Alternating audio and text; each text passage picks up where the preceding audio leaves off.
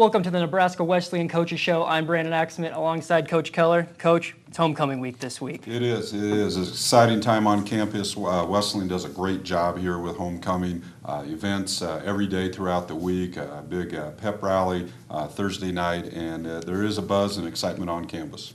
Coach, you have a 9-8 record on homecoming. Last year you won, defeated Concordia 16-6. What's it like a week preparing for homecoming? Is there more of an energy about the team when you're in practice?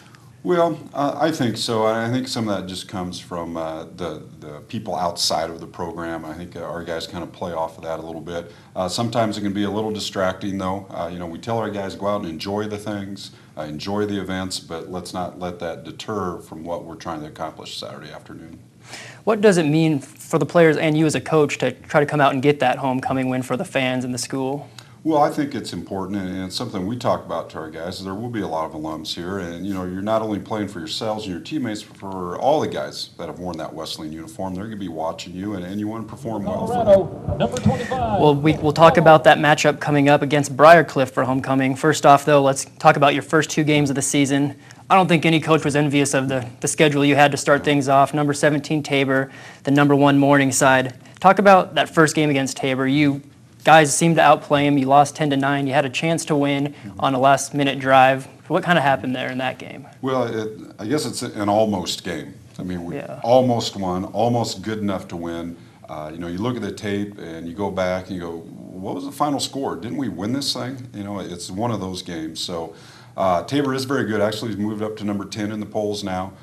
Very good program. They're going to do well, so there's no shame in losing that game. But we really felt that we should have won, but just probably 3 key things: a couple turnovers and a late hit, a penalty out of bounds, which extended a drive for Tabor, and they're able to score points and go ahead. So some little things like that definitely we've improved on.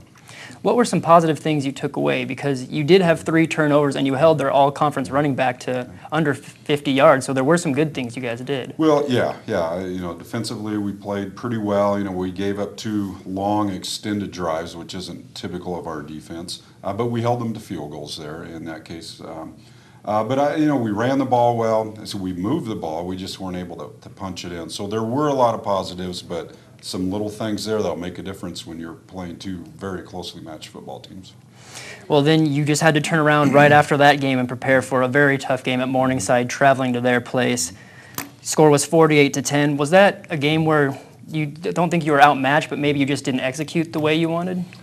No, I think Morningside's awfully good. I think they're better than they were a year ago. Last year they were an overtime loss in the national championship, and I think they're much better than they were a year ago. When you have a quarterback was the Gatorade Player of the Year in the state of California, got a running back that started for Iowa in the Orange Bowl, they got some dudes there. Jeez. All right, they got some players.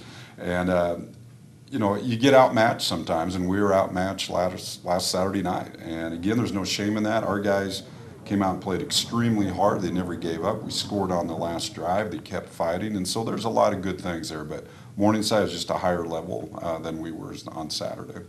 Talking about your offense a little bit, the first game you had 3 field goals. You did get a late touchdown. What do you think you need to do to produce more points on the offensive end?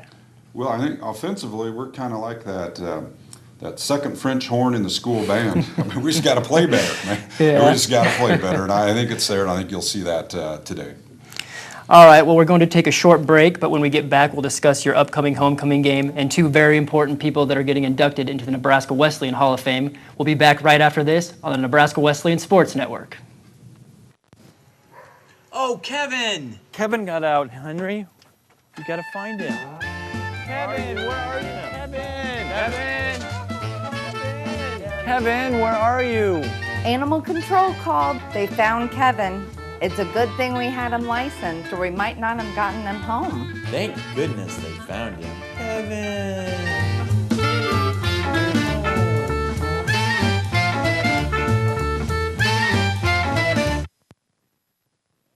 Hi, I'm Ryan with LES's Save Money, Saving Energy. Did you know that for every degree you set your thermostat below 68 in the wintertime, you can save 3 to 5% on your heating costs? 3 to 5%. As some people might say, that's hot. Check us out at les.com or do a search for LES Video Vault on YouTube for even more energy-saving tips like this one. See you next time.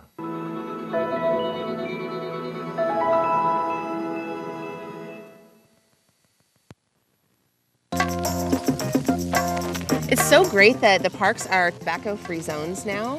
I know it's so much cleaner and healthier for the kids. Yeah, I agree. Excuse me, ma'am. Would you mind not smoking so close to the park? It's a tobacco-free playground. Thank you.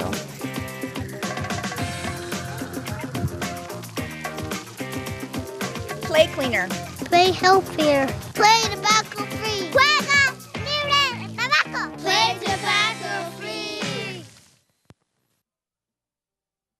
Welcome back to the Nebraska Wesleyan Coaches Show. Brandon Axman alongside Coach Keller. Coach, we talked about this earlier. You got your homecoming game coming up. It's against the Briar Cliff Chargers, and you have a great record against this team, 9-1 overall in your coaching career. Well, we've had some really good games with them, but there's been a lot of close ones too. For some reason, they kind of match up.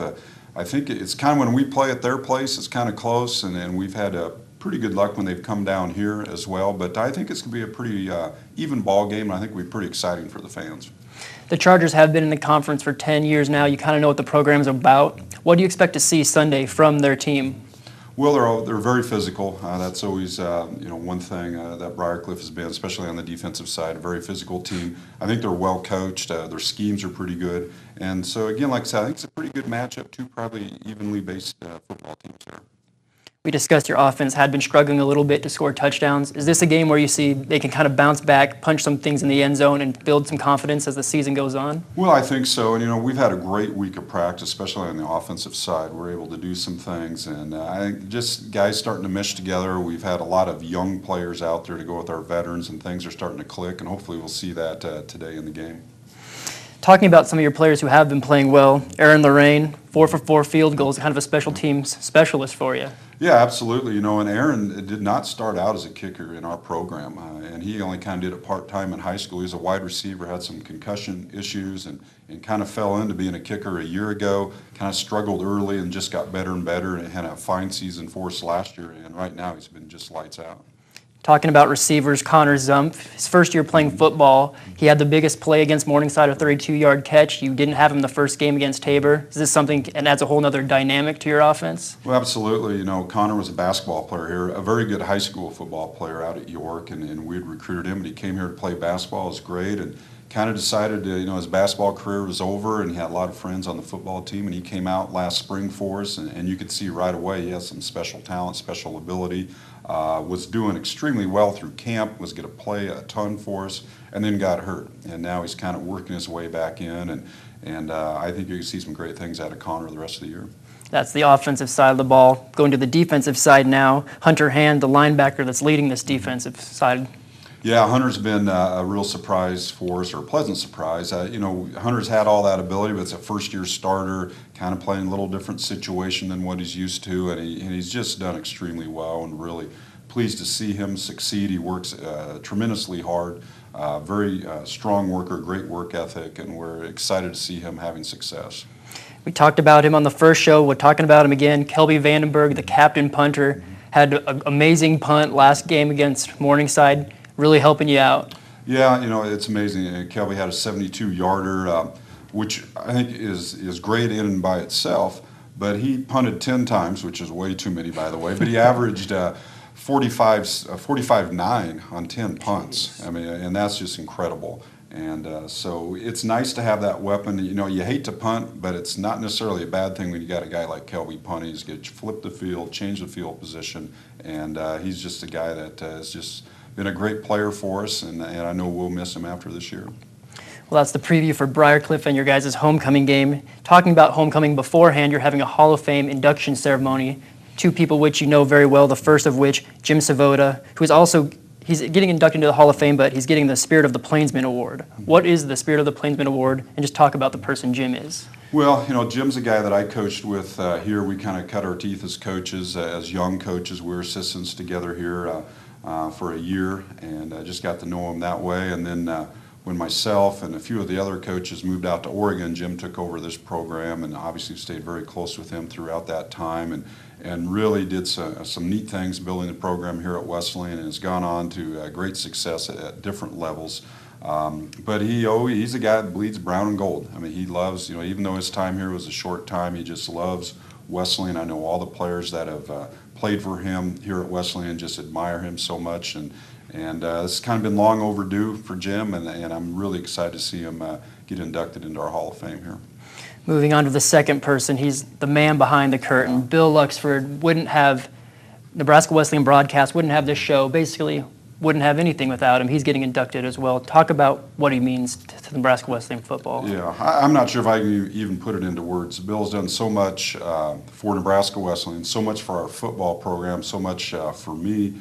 Just being able to get our football program to be more of a high profile, get us out there on the airwaves, people can see it, recruits can see it. It's meant so much to our program, especially in that recruiting aspect, and just all the things that he's done to promote us without us ever even asking. I mean, Bill came to us, and what he's done has just been incredible. We can't repay him enough. Hopefully this is kind of a small way to do it, but just really thank him for everything he's done, not only for football, for all of our athletics here. It's under my understanding, the whole reason you even have a big screen board at Able Stadium, is that because of his idea?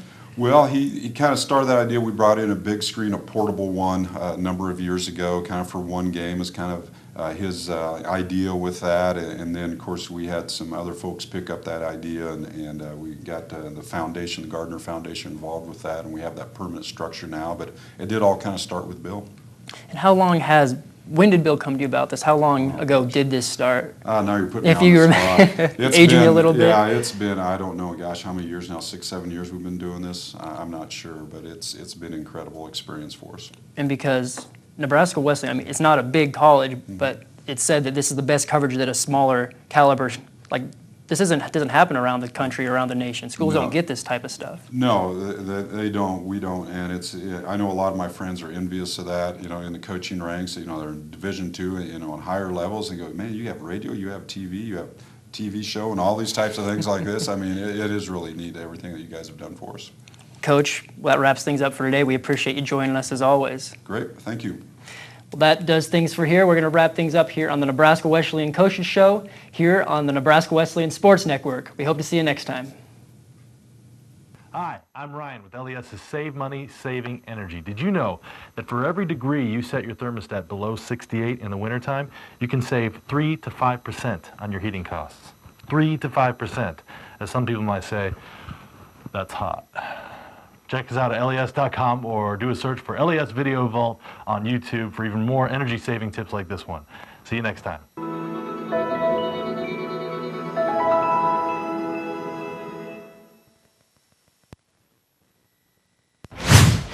The Nebraska Wesleyan University Sports Network presents Great Plains Athletic Conference College Football. Today it's a Highway 77 showdown featuring the Chargers of Briar Cliff and the Nebraska Wesleyan University Prairie Wolves. This game is made possible by Lincoln Electric System. Use LES to save more. Union Bank, you belong here. And Nebraska Wesleyan University. Now let's take you out to Able Stadium with Jeff Moats and Lucas Mormon.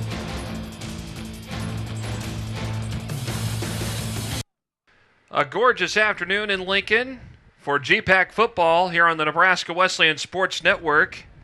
Along with Lucas Mormon, I'm Jeff Moats. Glad to have you here for Nebraska Wesleyan and Briar Cliff. It is homecoming here at Able Stadium as we get you ready for the kickoff here today between the Prairie Wolves and the Chargers. Nebraska Wesleyan and Briar Cliff looking for their first win of the season, so they're the only two teams left in GPAC play without a win so far. That's right, Jeff, and Nebraska Wesleyan's obviously faced some stiff competition coming into the game. Two ranked opponents, number 17 Tabor lost that one 10-9 in a game they could have won.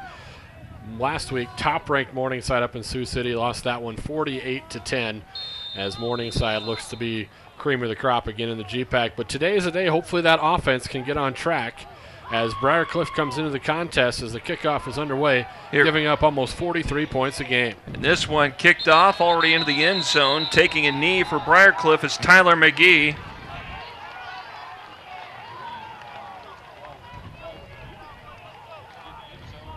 The Nebraska Wesleyan defense has, minus last week, Morningside put up over 600 yards, but in their opener did well, and they've also had a couple picks in each contest. Picked off two Mustang passes last week, more of the same the week before against Tabor.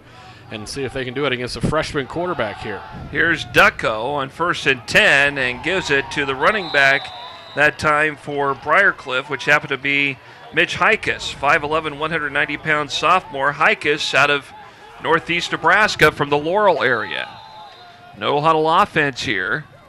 Out of that pistol formation, it's a 1st and 10, and a handoff. It goes to Hikus going around left tackle. Bumps out of one, dodges into another, but finally corralled and taken down in the play. Look for Nebraska Wesleyan. Aaron Bainey there on the tackle. Let's take a look at the starters here for the Prairie Wolves, or actually for Briar Cliff. Alec Ducko, there you see the quarterback. And there you see Tyler McGee, the kickoff returner and the wide receiver among the other starters. And here is Hikus again as he takes it around right side, takes it to the 50-yard line and picks up a 1st down. And there's the rest of the Chargers. The tackle, Jordan, then you got Webb, Jacobs, Cunningham. Among those on that offensive line for the Chargers. So right at the 50, it's 1st and 10. And out of that pistol, handoff again. It goes to Hikus. Hikus sandwiched up on the play that time. Bainian on the tackle for Nebraska Wesleyan. And Brandon Reeves over there too to make the stop. Yeah, so far Briar Cliff trying to just go tempo here and catch Nebraska Wesleyan on their heels. They haven't really given them a chance here to really regroup. No huddle so far. So 2nd down here, and Brandon Reeves in the backfield and makes a stop on the ball carrier, which is Delenzia Turner Green, the sophomore out of Arlington, Texas. And there's the defensive starters there you see for Nebraska Wesleyan. Spencer Fecht, Reeves, Hand, and Kalen Vandenberg on that linebacking core. Yeah, and don't be surprised if you see Fecht work up almost as a 4th down lineman today with the injuries up front. They're trying a few different looks. Bumping off tackles again for Briar Cliff. The ball carrier is Turner Green. Takes it across to the 40 and picks up the 1st down. It's been a steady diet of the running backs here for Briar Cliff, and they found some success up front. They came into the game just 73 yards per game on the ground. They've got over 35 already, 6 rushes, 35 yards to start this contest. 1st and 10. And it's a keeper that time. Alex Ducko carries the ball up the middle. He is wrapped So no gain on the play, actually. They'll just keep it right at the 40-yard line. The 11th time that these two teams have met. The series began when Briar Cliff joined the GPAC in football in 2003. Out of the pistol, 2nd and 10.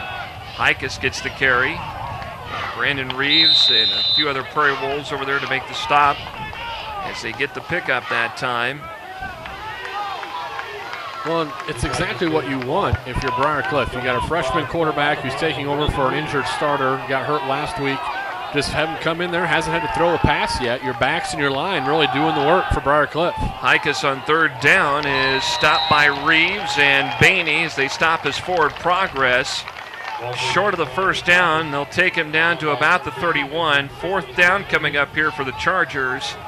And decision time. You're close to a 1st down, likely going to go for it here. And looking through the stats coming into the game, no Briar Cliff Charger has attempted a field goal. So not surprised to see him go for it. And they lose the football, loose football on the field, and it's going to be for a loss of yards, and Nebraska Wesleyan will get the football back as the defense withholds that attack, and the Prairie Wolves will have it. And it was Ryan. I think that was Hovendick. Yeah, it was John Hovendick, I beg your pardon, that made the stop. And there you see the replay again as John Hovendick coming in to make the play and getting the ball. And now Tyler Francis. So on 1st and 10 from the 42, near side hash mark, Tyler Francis, the former Northeast Rocket, gives it up on a handoff to Dustin Bryant, and Bryant takes it up about a yard or two toward the 44-yard line. Tyler Francis looking for his first touchdown pass of the season. He has completed 33 of his 70 passes for 296 yards on the season and has thrown only 1 interception. So he's averaging about 8.9 yards, close to 9 yards per completion this season. The longest so far that he has picked up is 32. So out of the shotgun here on 2nd and 8 from the 44. Francis looks to throw, pump fake, pass goes incomplete. And it was intended for, again, Dustin Bryant. That opening game, Jeff, Bryant really had some success, over 100 yards on the ground. See if they can't get him rolling again today. It was just last week, tough sledding against those Mustangs up in Sioux City. Morningside very worthy of that #1 ranking here early in the season as they ran into the buzzsaw. Nebraska Wesleyan had 2 yards rushing last week. Davis and Murr, the splits to the right here on 3rd and 8. 2-back set here as Francis is in the pocket looking to throw over the middle. Pass is complete, and it is complete for a first down at the Briar Cliff 47-yard line, and looks to a former Northeast Rocket in Justin Murr, who gets the first down. Look here, Francis steps up there. The pocket stays clean around him, able to deliver right at the sticks. First down for Nebraska Wesleyan. So the Prairie Wolves will work from the 47 of Briar Cliff here.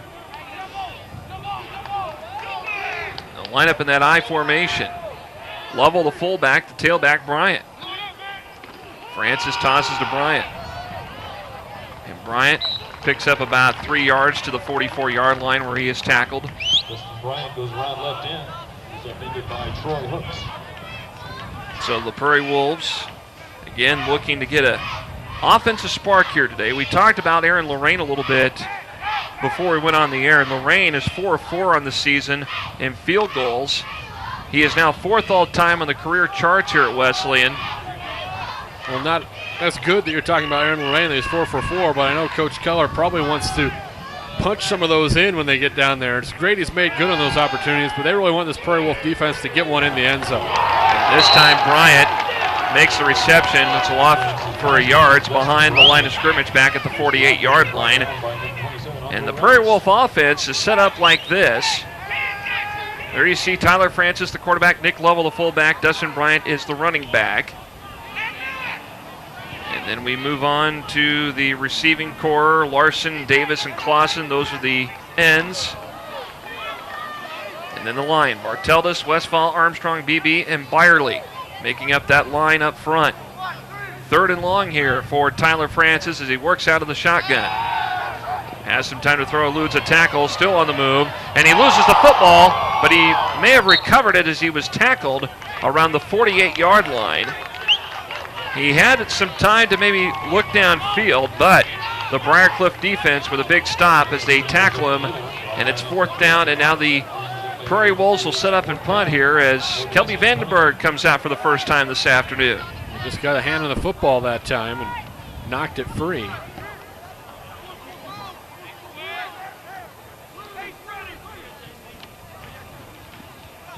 Vandenberg with a punt. Bounce around the 6, and it goes into the end zone for the touchback. Looked like Eric Richards was running downfield to try to rescue that thing from going into the end zone. But Vandenberg, very good punter. Yep. They used him a lot 2 weeks ago when we last saw Wesleyan here in Lincoln. Well, and sometimes those are the positions you overlook to value. I mean, he's averaging 44.6 yards on his kick. Last week he had a 72-yard punt, 7th longest in the nation this year in the NAI. So had a boomer last year. Did our last week, up in Sioux City, 72 yards on a punt. And to me, it blew my mind. There were 7 that were farther than that this season already in the NAI. So 1st and 10 from the 20. Briarcliff, Ducko gives it to Hikus again. And Hikus is still on his feet as he powers his way short of the first down at the 29. And Aaron Bainey was hanging with him, and Reeves and Tukolsky and a few others were trying to take him down. Well, let's not forget up front, are the Prairie Wolves without Hittner this afternoon. So that's mixed some things up on defense, and so far Briar Cliff has been able to run the ball. Here's a handoff again to Hikus. Hikus picks up the first down, gets about 4 on the play to the 33-yard line. Again, a first down here for Briar Cliff. You talk about Hittner being out. We also have been told David Jennings is out, likely season-ending injuries for Wesleyan. That's going to hurt them a little bit too. Some guys stepping up here to getting some extra playing time today. So on 1st and 10 from the 33 is a handoff this time. Given up to the running back for Briar Cliff, Kenny Thompson. And right now, Briar Cliff is getting yardages in chunks up front via the ground game, as Dutko has just had to turn and hand it to one of the trio back so far. The line doing a nice job at the point of attack for Briar Cliff, opening some creases, letting the backs get in there, and then just good hard running. Dutko again gives it to Thompson. Thompson trying to barrel his way through and using all that strength and takes it ahead inside the 45 up to the 47 and a first down. When you look here at the end of this run, it's Thompson, and he's going up against Bainey. Bainey's 6'3", 175, and Thompson rolling in there about 5'11", 230. And Thompson just ahead of steam, running hard. Play action here as Dutko rolling out to his right. Upfield pass is going to be, is it complete? Nope. It's incomplete. Not inbounds. Take a look at this again. Yep, on the white. Good call. The officials got together. They both had a good look at it. They wanted to make sure they're on the same page before they made an indication. Pretty close on the target for Dutko, his first pass of the day and the completion, and just his first collegiate start, the freshman. Ikas again, and at the point of attack, Wesleyan comes barreling in. Phil Latimer over there among those in on the tackle. Latimer, good job that time at the initial point of attack. Shed his blocker, got into the backfield, and that's typical of Phil Latimer. It feels like we've been saying Phil's name for about 6 years. Seems like he's been here a long time. Latimer's always been making noise in the backfield. Got some postseason recognition a year ago as Dutko gets out of a tackle, scrambles, and he is tripped up by the shoelaces by none other than Phil Latimer. Again, good pursuit by Latimer that time. Didn't give up on the play. Once Dutko got flushed from the pocket, tried to take off and run. Came from behind, was able to drag him down by the shoelaces, forced the punt here. And back out comes the punting unit. Rusty Muncie.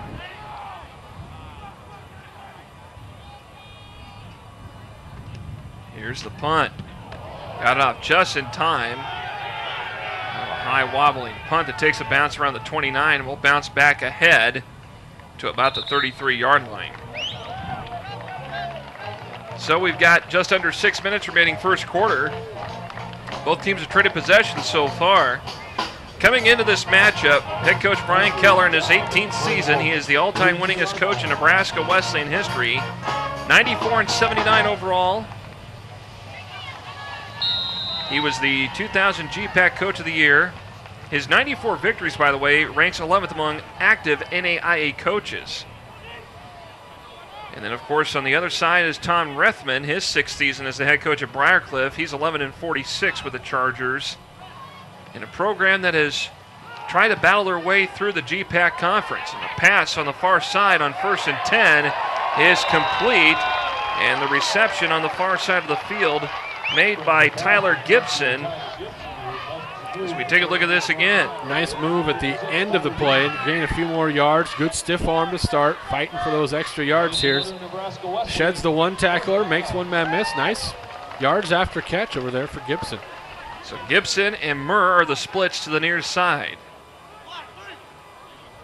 High formation. Francis under center. Fullback. Lovell takes the handoff across the 45 to the 46. And picks up about 3 on the play. And now Nebraska Wesleyan going a little tempo. A little no huddle here. Francis with a pitch. Bryant around right side. Gets the first down and finally scrambles ahead and takes it to the Briar Cliff 43. Purwell saw something there in the defensive alignment or the lack of alignment by Briar Cliff because they quickly hustled the ball, almost like a hot read. Hopped up there, nice little pitch out to Bryant, able to pick up the first down into Briar Cliff territory here. Like I say, Bryant had a great opening game against Tabor, 100 yards plus on the ground, but last week no one could find any room to run against the Mustangs. Now Corey Jones among the receivers here on the near side. High snap to Francis, loose football. He jumps on top of it and recovers it, but it will be for a loss of yards back at the Wesleyan 44. A bad snap on the play out of that shotgun from Caleb Armstrong. Just airmailed it that time. Francis no chance of getting that one. Did the right thing, just fell on it so many times to see guys try to pick it up, make something happen. Francis able to just fall on the football, retain possession, but a big loss. 13 yards all the way back into Briar Cliff, their own territory at the 44-yard line. 3 splits to the near side. Gibson on the far side of the field for Wesleyan. And Bryant gets the handoff, runs into a block, and doesn't go any further. It looked like Eric Byerly was in front of him to help protect him, but both collide and Bryant falls down and takes it to the 45. Yeah, Reyes up from his linebacker spot to plug things there. Just basically pushed Byerly right back into Bryant, and then there was no room to run. So Briar Cliff 3rd and long here. Well, Wesleyan had some momentum going, and of course the bad snap just takes it back further, and now they're trying to recover. We've seen a bad snap both sides here so far. So spread offense here in 3rd and long. Francis over the middle. Pass is complete to Corey Jones at the 30-yard line and a first down. And it's that Northeast connection. Nice strike from Francis that time. Stood in the pocket, plenty of time, good protection, and just found a seam in the middle. Settled down in between that zone as Briar Cliff dropped 7 that time, just rushed with 4, and Francis was able to hook up for the first down. So 1st and 10 from the 30. Bryant gets the carry. 25, tackled from behind. Around the 21-yard line on the play. Briar Cliff coming in and making the stop. That time it was Andre Reyes who did that. Good block out on the edge that time for Nebraska Wesleyan. Getting out leading the way was Beebe, the senior from Cross County High School. So they'll send one receiver to the far side as Francis gets the snap off the shotgun and hands it over to Joey Jones, I beg your pardon. Joey Jones, the sophomore out of Papillion La Vista, got the carry, his first carry of the afternoon. Moves the chains, another first down for the Prairie Wolves. In the red zone now. Let's say, you know you have a good, solid place kicker. Lorraine 4 for 4 on the season, already in field goal range. Now you're just hoping to be able to punch one in as Francis lined up in a slot there, and then some motion back under center. Francis, fullback dive play as Lovell takes it ahead about 2 to 3 yards toward the 17. Again, it's Andre Reyes over there to make the stop.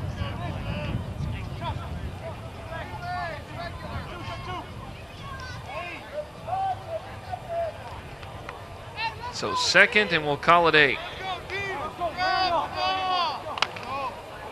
So Gibson and Larson, they'll go out to the right side. 2-back set in the backfield. Francis under center. Francis, time to throw. Pass over the middle. Is it complete? Yes, it is. First down for Nebraska Wesleyan. And it's Ryan Larson who came in from the right side to make the catch.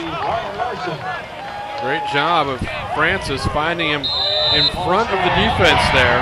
Ran across the face of the defensive back, or in that case a linebacker in coverage. And now it's 1st and goals. They get it all the way down to the 8-yard line. So 1st and goal situation. Wesleyan has scored 1 touchdown this season. All the others have been from Aaron Lorraine. The other, and that fumble, or touchdown, came on a fumble recovery on an option play. Lovell fell into the end zone. Francis, drop back instead. He's going to keep it. Stiff arm, and he's tackled inside the 10 at about the 6-yard line.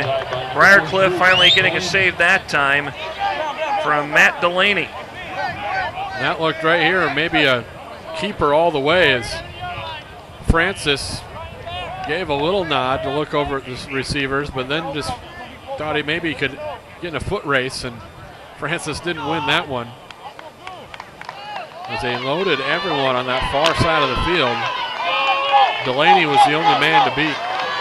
2nd and goal with 15 seconds to go here in the first quarter. Play clock down to 5, and in motion. Francis gives it to Bryant. Bryant dives into the end zone for the touchdown.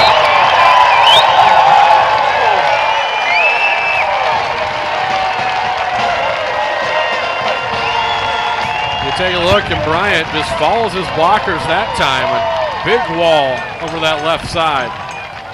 Almost untouched, in for 6. So Bryant. And that looks like they're a few man short here. Now they get everybody lined up here. And Aaron Lorraine out to attempt the extra point. Here it is. The kick is up, and it is good. 9 seconds to go. First quarter here at Able Stadium. It's homecoming and Hall of Fame Day. It's Nebraska Wesleyan 7, Briar Cliff nothing on the Nebraska Wesleyan Sports Network. Oh, Kevin! Kevin got out, Henry. You gotta find him. Kevin, where are you? Kevin! Kevin! Kevin, where are you? Animal control called. They found Kevin. It's a good thing we had him licensed, or we might not have gotten him home. Thank goodness they found him. Kevin!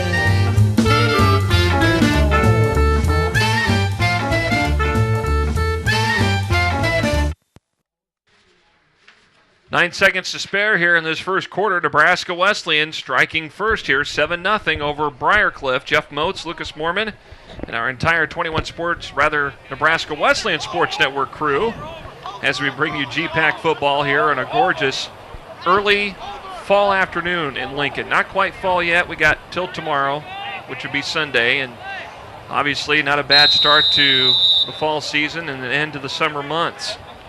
Yeah, you can't draw up a better football day than this one right here, Jeff. And Nebraska Wesleyan getting that offense on track in that drive. Rain's kick into the end zone, and it goes in there. It will be an automatic touchback as Levon Wright took a knee. And so with 5 seconds left here in this first quarter, maybe one moment left here for one final play of the quarter. Nebraska Wesleyan makes 14. And Briar Cliff will set up in that pistol formation again. Well, and so far they haven't asked Duck Coach to do a whole lot. He's turned and hand off a couple times, a couple passes, one that was a little high for his receiver, but they've made it manageable. Here's Hikas on 1st and 10. Time runs out. Hikas picks up, about 4 on the play down to the 28. So time expires. We're through one here on Homecoming and Hall of Fame Day. Nebraska Wesleyan 7, Briar Cliff nothing on the Nebraska Wesleyan Sports Network. Hi, this is Ryan with LES's Save Money, Saving Energy. Did you know that proper insulation levels can help reduce your heating and cooling costs? You can check your attic insulation level with this very advanced high-tech tool called a ruler. Make sure you have 14 to 16 inches of insulation for maximum energy efficiency. It'll help reduce drafts and allow your heating and cooling systems to not have to work so hard. Think of it as saving money by the inches, $1, $2, $3, you get the idea. For more ways to save, visit les.com today. See you next time.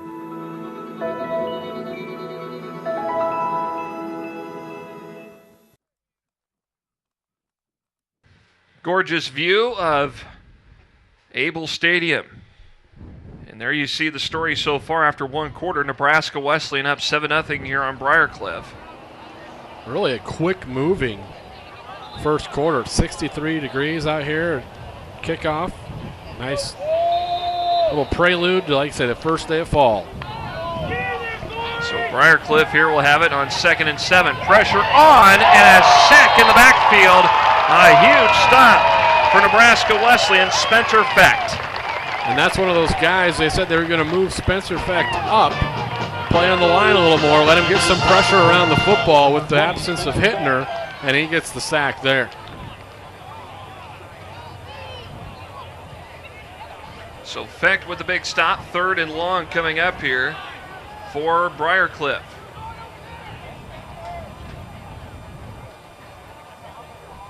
Out of the pistol again, Dutko. He's going to keep it, and as he started running ahead, he's wrapped up and tackled on the play. Good stop from Corey Kundal. as he came through to make the tackle on Ducko, and now 4th down here for Briar Cliff. That time Kundal, the senior from Plattsmouth, he was matched up one-on-one with Josh Canner, a freshman for Briar Cliff, and he just beat him right at the point of attack, a little swim move. So a very unproductive set of plays there on the 3-and-out by Briar Cliff. Muncie back to punt. Here it is, a nice spiraling, booming kick. And it's going to take a bounce. It goes off the hands of the return man for Nebraska Wesleyan. That's Betcher who had that, and it will go deep back at the 5-yard line. Not so sure. He wasn't sure, and you got to play it safe there. He wasn't sure if that one touched him a little bit on that over-the-shoulder attempt. As you take a look here, I'm not sure, but better to be safe than sorry, but not a whole lot you can make happen after that. So after a very short punt on that first time, that time they boom one. Last time was just a 22-yard punt, makes up for the average there. So Tyler Francis will have to work out of the cellar here on this drive from the 5-yard line, 1st and 10. We'll stack up the receivers here on the right side. It's Bryant who gets the carry. And Bryant fumble on the play, and Briar Cliff may have picked it up. Well, Bryant able to fall back on it, but he did cough it up. He got it back. That was a close call, but it's a loss of yards for the Prairie Wolves of about 2. So it's back at the 3-yard line. As that was a solid hit put on that time by Devin Yabo, junior out of Peoria, Arizona. Coming in and just square in the back, textbook tackle, but jarred it loose from Bryant. Murr and Jones are splits to the far side. Larson and Earhart are here on the right, out of the gun. It's Bryant who gets the handoff. And he lunges forward, picks it up to about the 7-yard line, about a 4-yard pickup on the play for Dustin Bryant.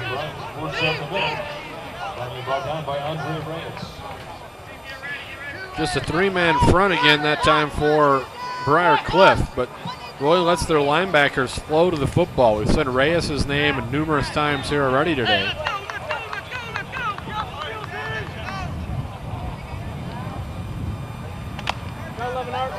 Still deep at the 7. Now Francis will spread it out here a little bit on 3rd down.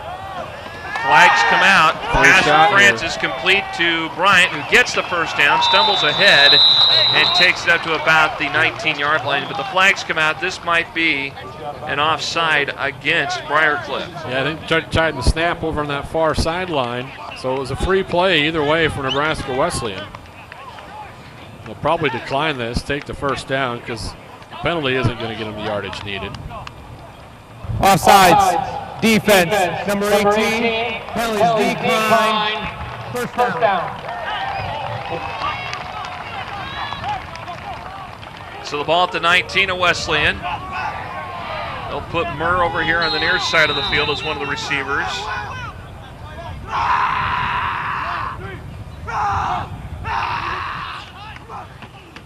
And here's a handoff. And a good tackle that time. As Briar Cliff able to make the stop on the far side of the field. Rasheen Tynes on the tackle. Yabo in the mix again as well. Good solid running. Looked like Joey Jones that time was the ball carrier. They've used him a couple of times this afternoon. One in a short game they gave Wesleyan the first down in the first quarter. Francis out of the gun.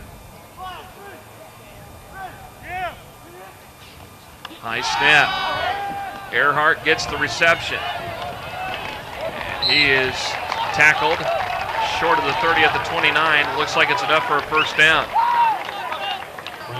Blitz came from the far side that time. Francis moved himself in the pocket, little rollout away from it. Got it out there to Earhart. They're going to say he's just short of that first down. Be 3rd and about half a yard here, Jeff. That was pretty close. Looked like he might have picked it up, but It's all a matter of where the ball actually was put or where his knee went down.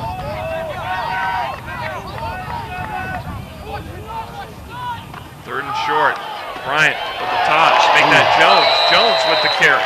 And Jones is about a shoelace away from taking that one maybe to the house as he got tripped up here right at the line. Oh, actually on his own offensive lineman's leg.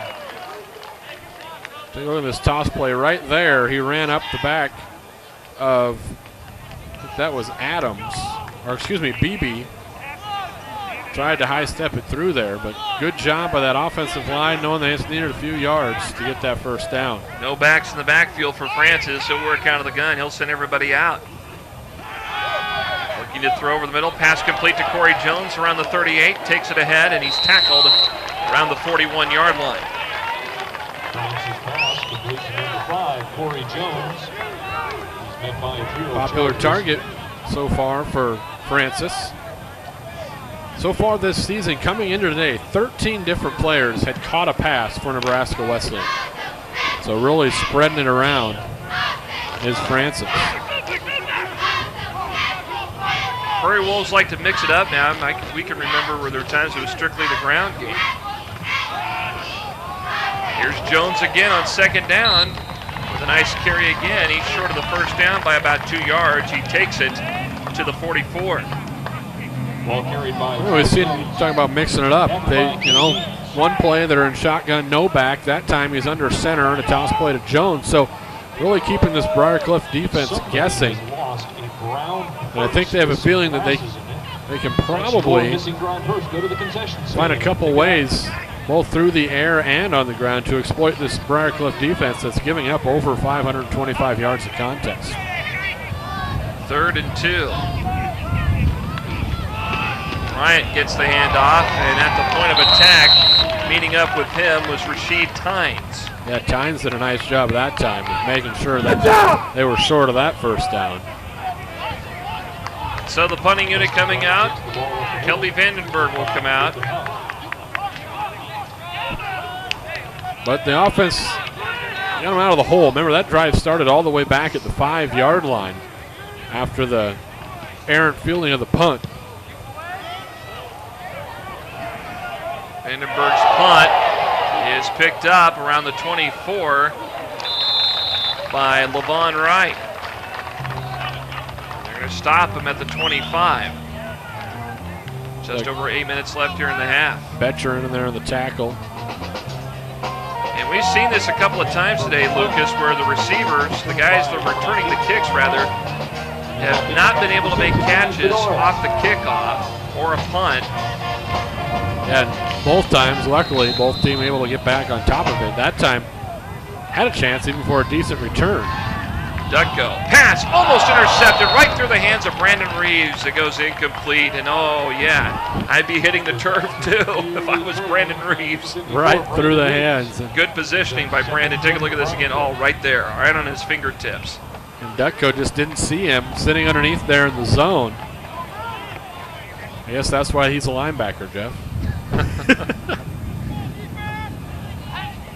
We've seen linebackers make big plays like that before. Here's Taylor DeColsey who comes in and makes the tackle. Nice job up front. Yep, just a straight bull rush that time to get in the backfield. Yep, put the stop on Hikas, who got the ball carried for Briar Cliff. Hikas had some success earlier. Actually, all 3 backs that carried the ball did, but Wesleyan's really kind of closed it down here in this second quarter. Ducko looking to throw, rushes on, gets out of 1 or 2 tackles before Taylor DeColsey comes in, and Spencer Peck helps him out. And they put the stop on Ducko for a loss of yards. It's another 3 and out. Well, and that just might be a little bit of inexperience back there on Ducko's side of things. Didn't see his first read, looked over through his progressions, nothing there. Wanted to tuck it up and run, but at that point he probably just needed to get rid of the football. Throw it away instead of taking the sack. Loss of 5 on the play, and now you put your punter back at your own 7-yard line. Wesleyan really hasn't brought pressure. They were looking to set up the return last time. Here's a high booming kick. Betcher will watch it bounce around the 33. He'll pick it up at the 25. gets out of 2 tackles, cuts back in. He's going to hold it forward to the far side. Gets to the 40, and finally, bulldog to that return. Not bad. Takes it to about the 45. Matt Miller had to make the tackle, and if it wasn't going to be for him, look here. Gets through to that first one and then decides to cut it all the way across. Picks up 1 block there, another one coming up on the backside, but just a foot race, and after that it was the punter to beat. We've seen electrifying things in the punt return game and the kick return game, for that matter, the last 3 or 4 years for Nebraska Wesleyan, and Betcher trying to make sure that continues here.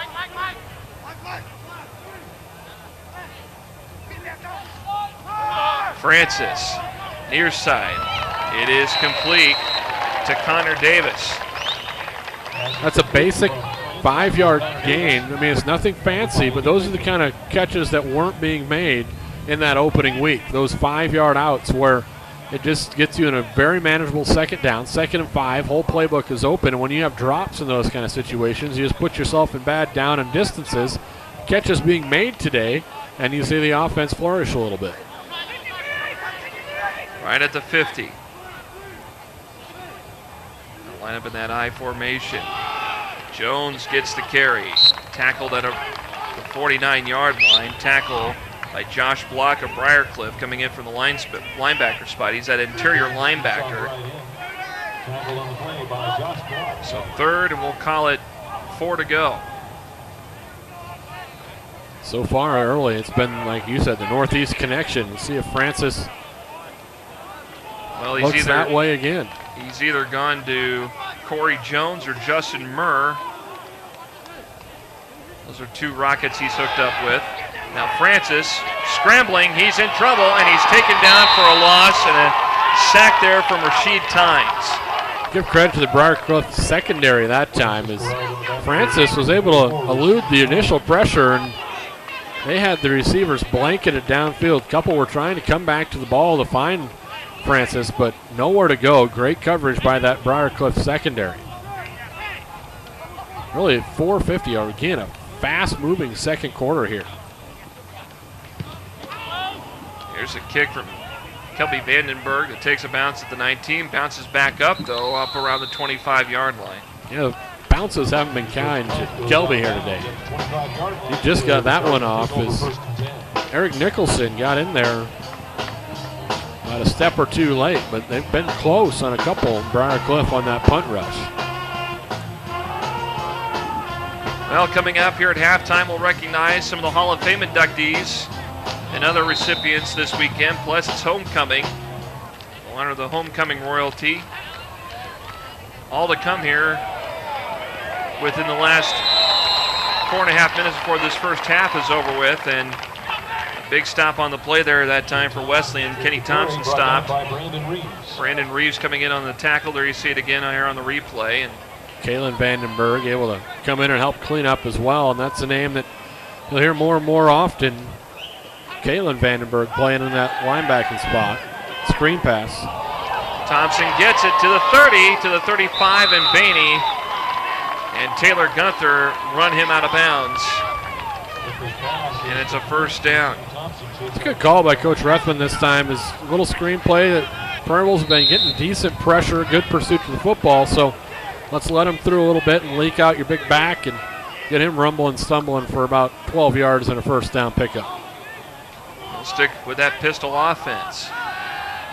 Short screen toss. It is complete this time to Brady Van Dusen, and he takes it past the 40 to about the 43.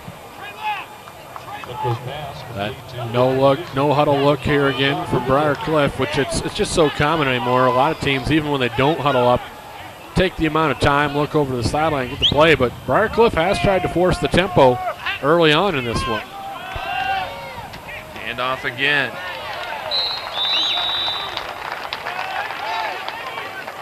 It might be Turner Green who took the carry, and it was. They've utilized him. They've rotated between him and Thompson a few times. Hikas, he's carried the ball a few times. So they waste no time in interchanging those guys in the back spot. Now they'll send one wide out to the far side, 2 to the near side here on 3rd and short.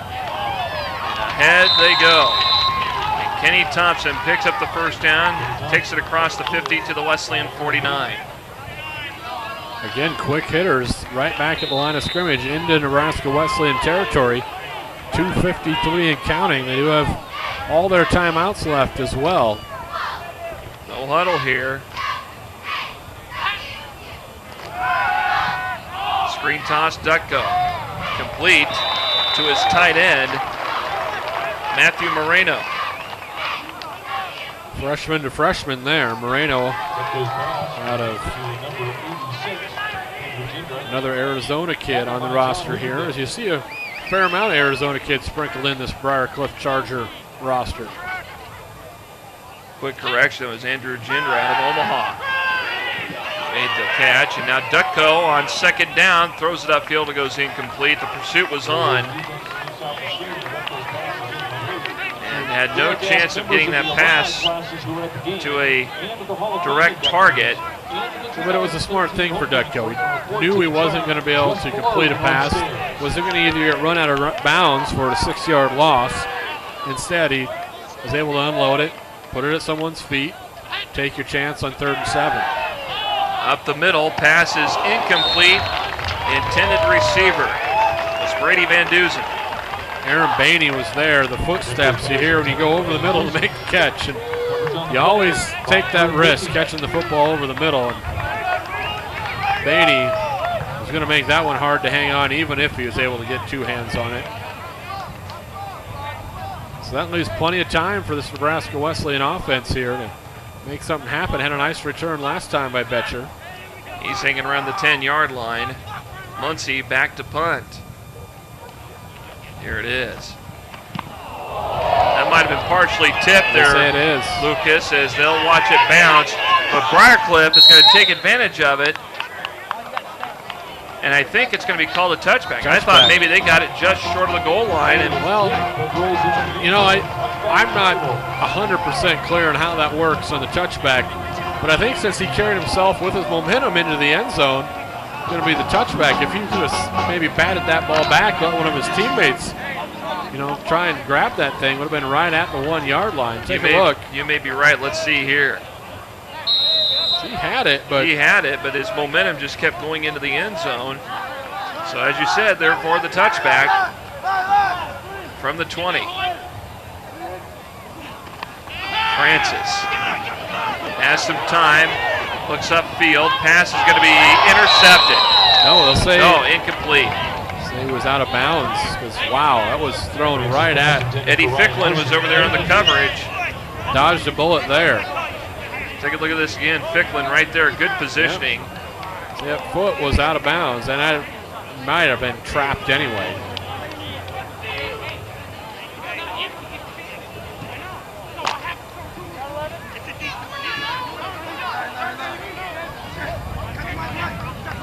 Work out of the I formation. Lovell the fullback, the tailback Bryant.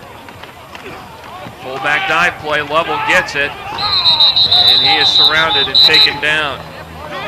Lovell got 3 yards there, but it was the last play I wanted to talk about Lovell. He did a nice job protecting Francis as he rolled the pocket to his right, kept the defenders away as there was pressure there, but Lovell did a great job in pass blocking. That time picks up 3 on the carry, 3rd and 6. And at the very least, Wolves kind of want to keep this drive moving, not give them too much time to try and punch one in here at the end if they got the ball back. Briar Cliff won the toss deferred, so they more than likely will have the football to start the second half.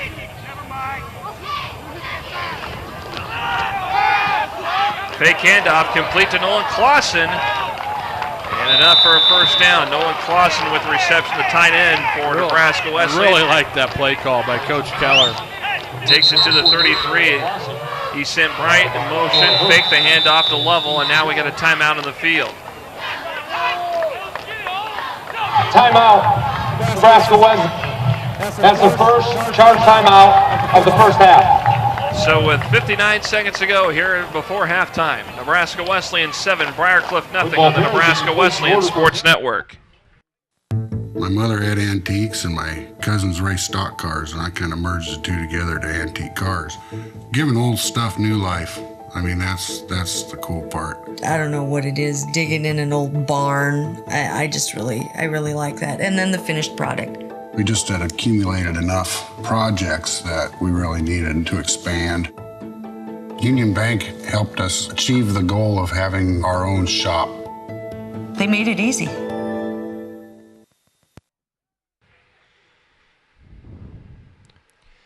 Welcome back to Able Stadium. 59 seconds to go here before halftime. And Wesleyan with the football from their own 33, 1st and 10.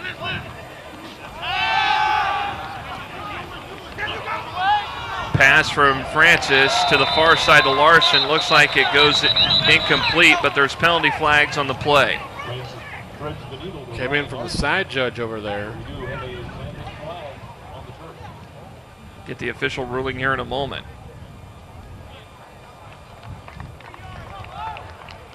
It'll be against the Chargers. The initial signal looks like pass interference. Maybe a hold. The way they pointed Briar Cliff's way. Let's get the official word. Holding. Defense. Number 2. Penalty decline. Result of the play. First down.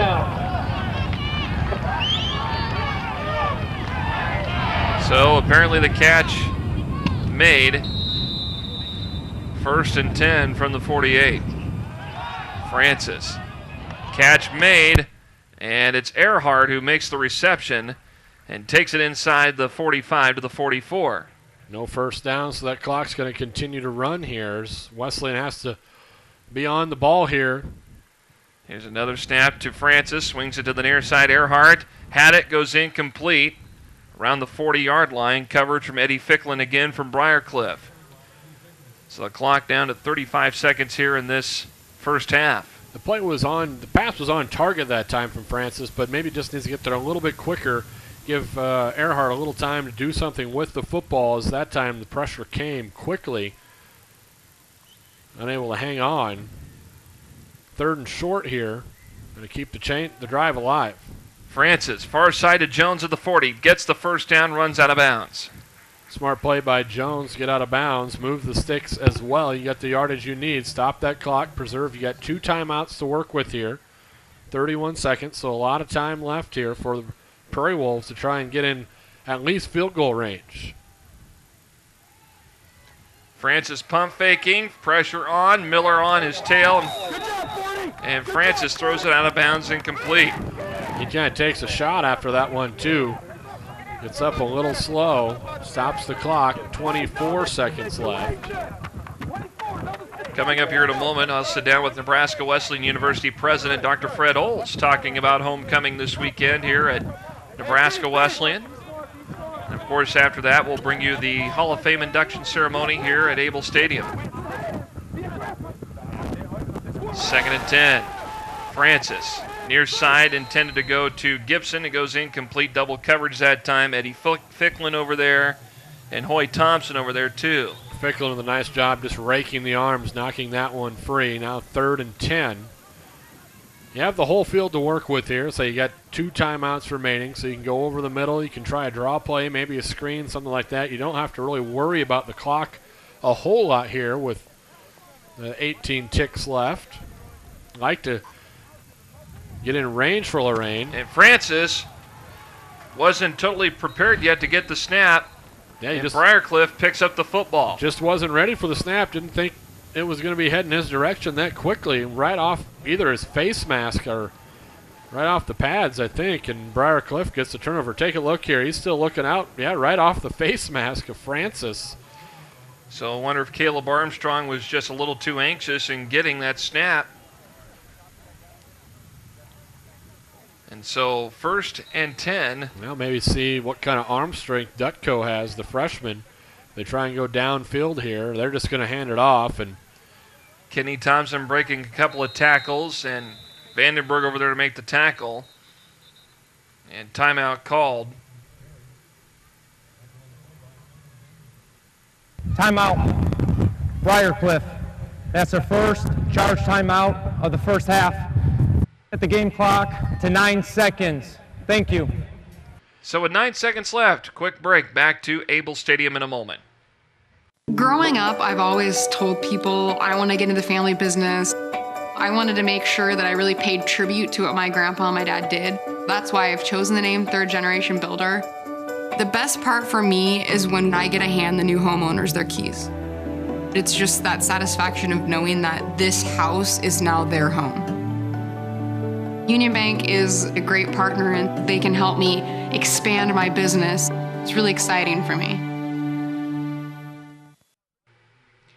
There you see our very own Bill Luxford, our executive producer and director for the Nebraska Wesleyan Sports Network. He has been innovative in getting this thing off the ground. About 10 years ago when he approached Nebraska Wesleyan University to televise their football games and other athletic events on the old 21 Sports and now on the Nebraska Wesleyan Sports Network. He is among the honorees here at halftime. We'll show you here in a little bit. Ducko throws a pass downfield. It goes incomplete. Intended target is Matt Harshman, the wide receiver.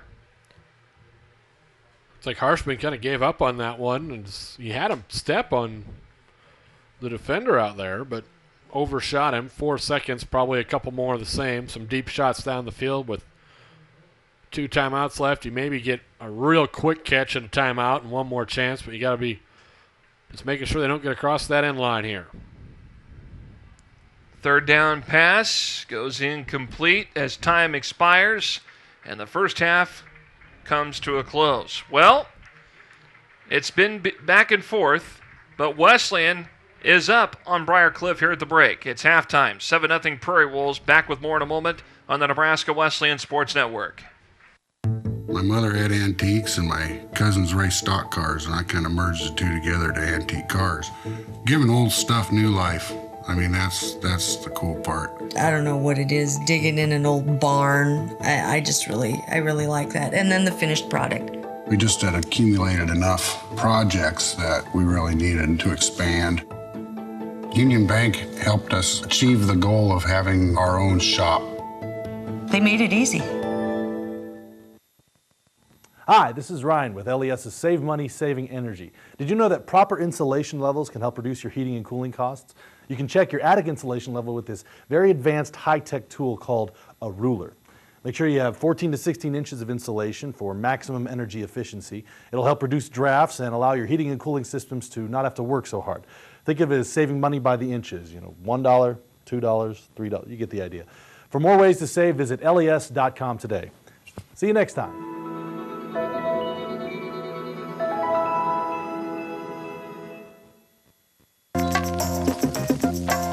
It's so great that the parks are tobacco-free zones now. I know it's so much cleaner and healthier for the kids. Yeah, I agree. Excuse me, ma'am. Would you mind not smoking so close to the park? It's a tobacco-free playground. Thank you.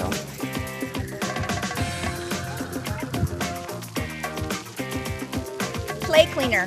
Play healthier. Play tobacco-free. Juega libre tabaco. Play tobacco-free. Oh, Kevin! Kevin got out, Henry. You gotta find him. Kevin, where are you? Kevin! Kevin, where are you? Animal control called. They found Kevin.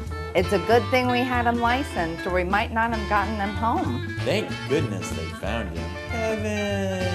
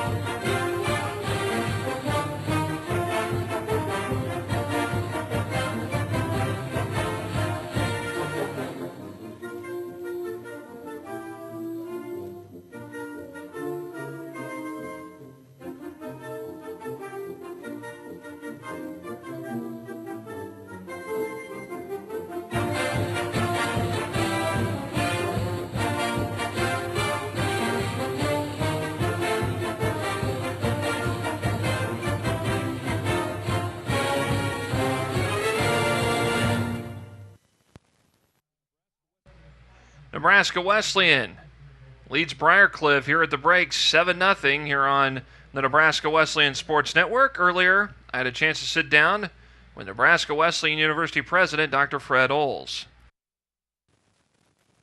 Welcome back to Able Stadium. I'm Jeff Moats here on the Nebraska Wesleyan Sports Network with the University President, Dr. Fred Oles, here as he joins us here at halftime of this game today with Briar Cliff. And Dr. Oles, you've got Chamber of Commerce weather to celebrate homecoming this weekend, but we want to know from you, how are you celebrating homecoming? Thanks for asking, Jeff. We opened homecoming celebrations with a prep rally for students, crowned the Queen and King of Homecoming, and then we had our Legends and Legacies dinner, which we do each year to recognize outstanding alumni for their achievements, for their devotion, for their service.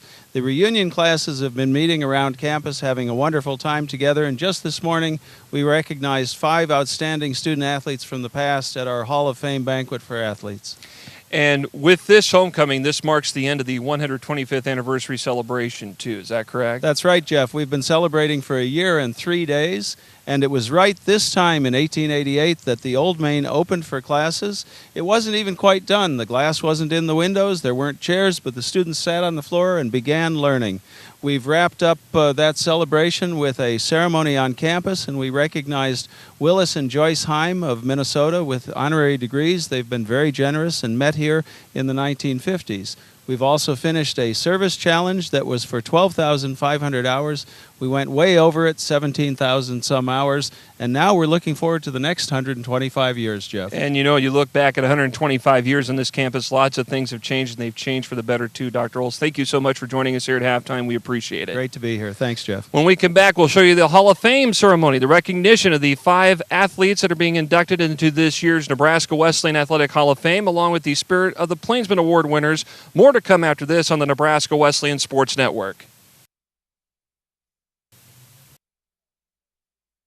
My mother had antiques and my cousins raced stock cars, and I kind of merged the two together to antique cars. Giving old stuff new life. I mean, that's the cool part. I don't know what it is, digging in an old barn. I really like that. And then the finished product. We just had accumulated enough projects that we really needed to expand. Union Bank helped us achieve the goal of having our own shop. They made it easy. Welcome back to Able Stadium here on the Nebraska Wesleyan Sports Network. We're out to honor the members of the new Nebraska Wesleyan Athletic Hall of Fame class for 2013. And let's turn over to PA announcer Loy Watley.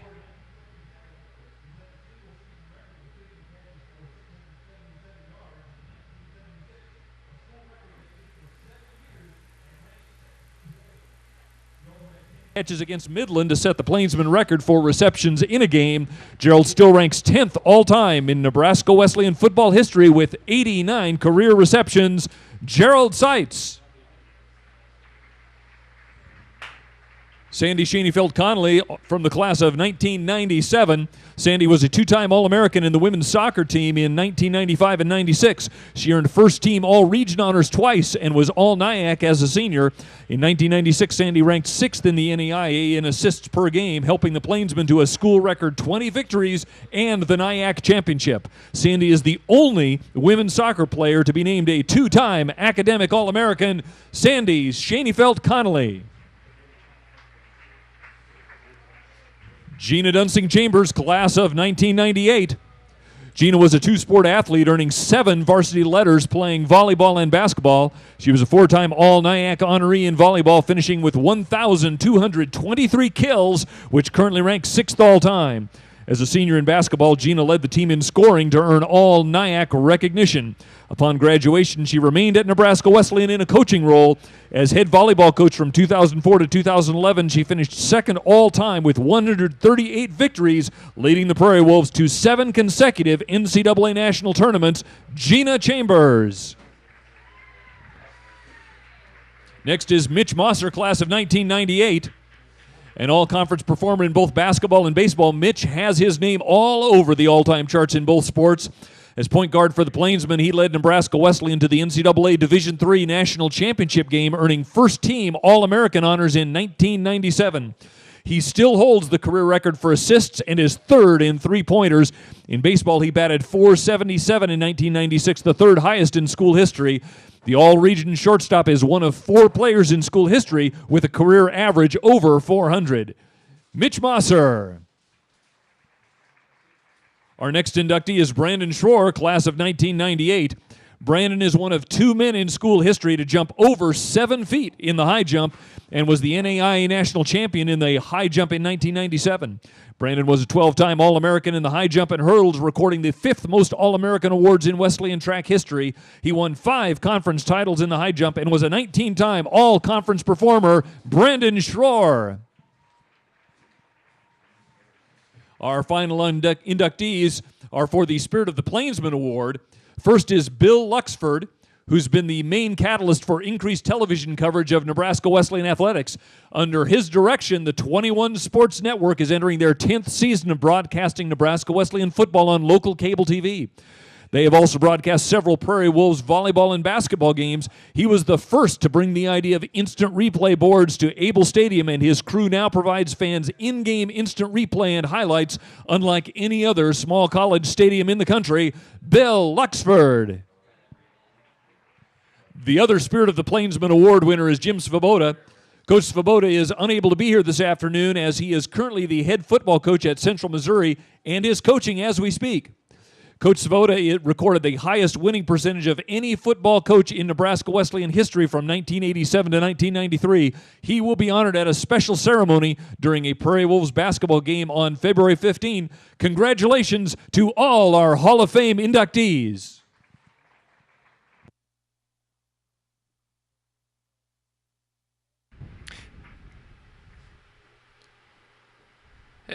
And there you have it. Our Hall of Fame inductees and Spirit of the Plainsman Award winners for 2013. We're at halftime. It's homecoming at Nebraska Wesleyan as the Prairie Wolves lead the Chargers of Briar Cliff 7-0. Back with the second half in just a few moments on the Nebraska Wesleyan Sports Network.